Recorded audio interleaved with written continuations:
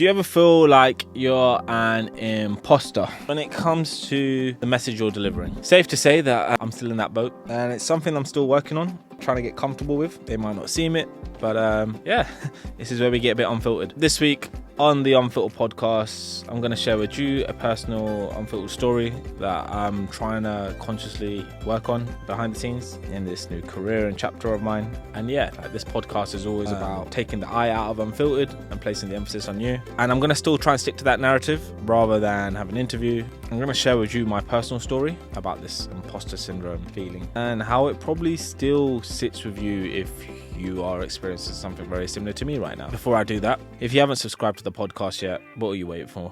Obviously, if you're not a fan, don't do it. That's a joke.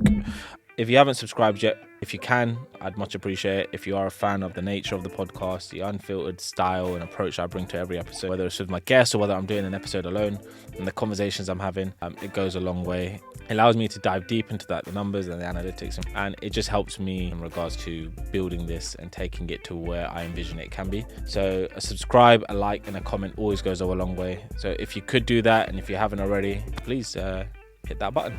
All right, let me jump into the episode. So it's funny, this episode came from a conversation I had with my therapist recently, and we talked about how sometimes I feel imposter-like when it comes to the English I put out there. I think I've said it plenty of times on the podcast before. I've had people call me out on it. Sometimes I feel like I talk a bit of gibberish and the words just come out. It's actually funny when I'm recording and then I edit the episodes and I edit like the reels and the content.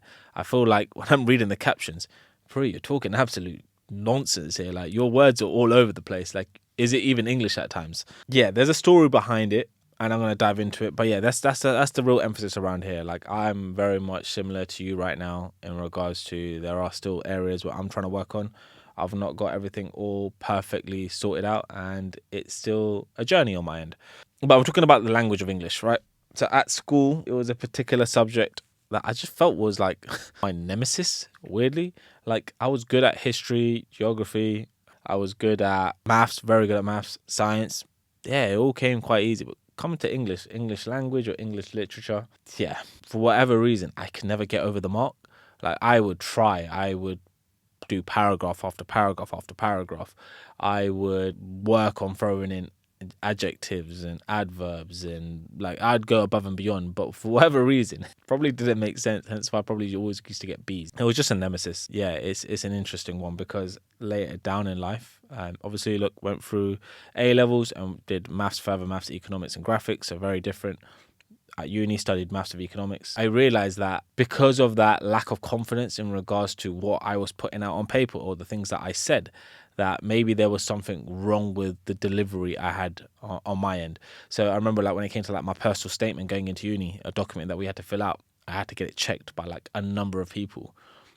Grammar was all over the place or punctuation was all over the place and it bothered me. I always tried to make sure that it was good, but it's funny that sometimes people will be like, "Pre, you can't say that. Like, this makes no sense. What are you talking about?" This was something that always played on in the back of my mind, but I must have just compartmentalized it over here. I think since then, it's just played a role when it came to writing my CV, when it came to answering specific questions for post uni applications for jobs and stuff. I'd have to get someone checking in on it.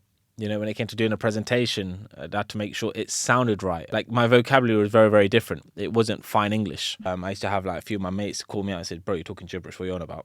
I even remember a technical director, so she was part of my team, actually called me out and said, "You weren't really good at English at school, were you?" And in my head, I'm just scratching my head thinking, yo, that was an insult. I'm actually that bad at what I say? Wow.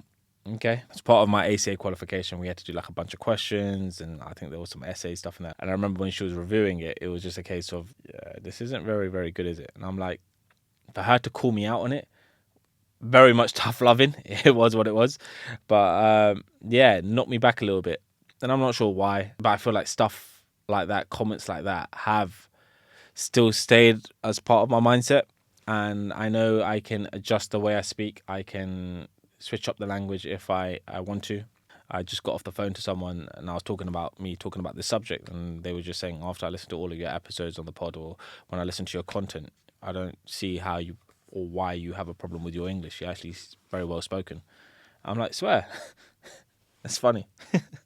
Sometimes I don't feel that way, but the comments that have come up have left an imprinting thought in my head, which I haven't let go of. And it's funny that other people might turn around and say, "You're fine. What are you talking about?" That's an interesting battle I'm having, but it does fuck with my head, and it does make me overthink a lot, and plays a part in trying to be a perfectionist when it comes to the content, when it comes to this podcast, when it comes to my style of coaching, and when I work with my clients, when it comes to the homework I give them, when it comes to the actual sessions as well, the questions I'm asking, digging a bit deeper. In my head, maybe like after a session, I have to check myself in and say, were you just talking a lot of shit in that session? Was that even helpful? Like, are you even delivering what it is that you say you're going to deliver? And this is why like therapy has been like very helpful, when I'm able to like have someone call me out on this stuff in a way where it's not coaching, but it's a case of normalizing the fact that, yes, there are things still you're not comfortable with, Pri. Yes, it's not always going to be easy, but you are someone who's trying to work on this. Like religiously try and read every day. If it's not a couple of pages, it's maybe a chapter or so. And I'm learning more and more and more. I'm taking more breaks in the way I speak. I'm taking more time to think about what it is that I want to say, especially when it comes to like say arguments and discussions with people. I'm not trying to be big-headed. I'm not trying to say that I know my shit. But respectfully, in these scenarios, I do try and double down and make sure the message I'm delivering is the message I want to deliver. But it's funny when it comes down to like this recent therapy session that I had, and I was just said, I do worry about what I say. And sometimes I can sit in a podcast studio, record an episode to myself, but in this case, I've got my iPad here right now, my laptop's over there, and I'll have it and I'm reading and I'll look and I'll read and I'll look. And for me, it's better me having a script fully drafted out when I'm doing a solo episode versus just doing it off the cuff like I'm trying to do right now, because I fear what it's going to sound like. I fear how it's going to land. I fear if it's going to be helpful. And I bat myself when I know I can possibly script and structure something versus actually just running it off the cuff. But the counter argument to that, which is very weird and bizarre, is that if I'm in a podcast studio with a guest, I might have a few questions lined up that I want to ask, but it just all comes naturally. So there's a part of me where I back myself in what I'm saying and the questions I'm asking. And the same scenario arises when I'm in a coaching conversation with a client. But catch me alone trying to talk to a camera, it's fucking difficult. It's so difficult. And sometimes in my head, I feel embarrassed if I'm saying things that aren't going to be helpful. Like, I want to make sure what I'm saying is actually fucking useful and it's not just gibberish. It's not time wasted. It's educational. It's inspirational. It's motivational. But what happens when it's not? You know, I've had people laugh at me and said, bro, you spelt you're wrong. It's not Y-O-U-R. It's Y-O-U-R-E. It's stuff like that where it's a case of sometimes it's an autocorrect or I'm just writing it and I haven't thought about it. But it challenges me and it makes me think when I'm doing a caption, or if I've got my captions on my Instagram posts, my TikTok posts, my YouTube shorts, like, is that going to make that much of a difference? Is someone going to devalue the content and the material I'm putting out there because I've mistakenly spelt something wrong? This language barrier I have this thing imprinted in my head where when I'm speaking to someone and they say to me, do you know any other languages? And I'm like, just about no English. I actually studied Spanish at GCSE. I'm Gujarati, so I do understand the language a bit and I can speak it a bit. But when it comes to English, I don't bat myself with it. And my therapist basically said to me, let your audience know that this is something that you're going through. If you feel comfortable, definitely share it on your platforms. But normalize the fact that like you are still working on something which has been imprinted from an earlier age. You never reached the grades you were predicted. Comments were made and they affect you in your line of work. And that's okay. You have a personality. You're a very good people person. You can speak, you can talk, you can understand, but you possibly don't allow yourself to be the best version of you because you're still worried about some things that people have said along the journey. I feel like having this space right now to just talk in front of the camera and talk about my fear around the way I speak, the tone I use, the vocabulary I put out there, the sentences and the words I put together. Because if this resonates with people, I also know I'm not alone. And I also know from this that it's okay to not be okay and it's okay not to be perfect. It's progress. It's progress. It's something I'm learning from. It's something I'm trying to get better at. And it's okay. The funny things about like being in this content creation space and having like these thoughts like play a part in your mind, it's a case of when you see other people doing certain things, it's like, No, that's entertaining. That's actually quite funny. I love their authenticity. I love them being themselves. And I pride myself of being unfiltered. Like, I haven't got it all figured out.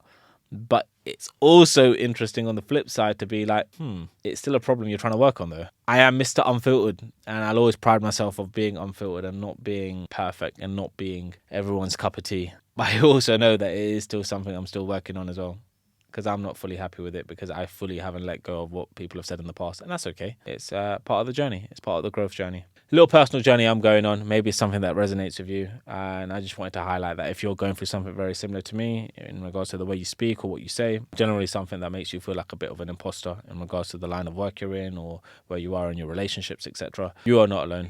I am with you. And I am very much welcome to hold space and listen to you if you do want to dive into it and let it off your chest that you're going through something also, but you feel the element of imposter syndrome kicking in and it's something you want to possibly change. So yeah, it's been your boy Pre. Hit me up if you do want to chat about it. You know where you can find me. My Instagram handle is @UnclePre_, or you can always book in a coaching experience through my website, www.unfilteredcoaching.com. That's unfiltered without an I, but it's all here. But somewhere there. And yeah, it's been your boy Pre. And yeah, I'll catch you soon on the next episode of Unfiltered. Peace.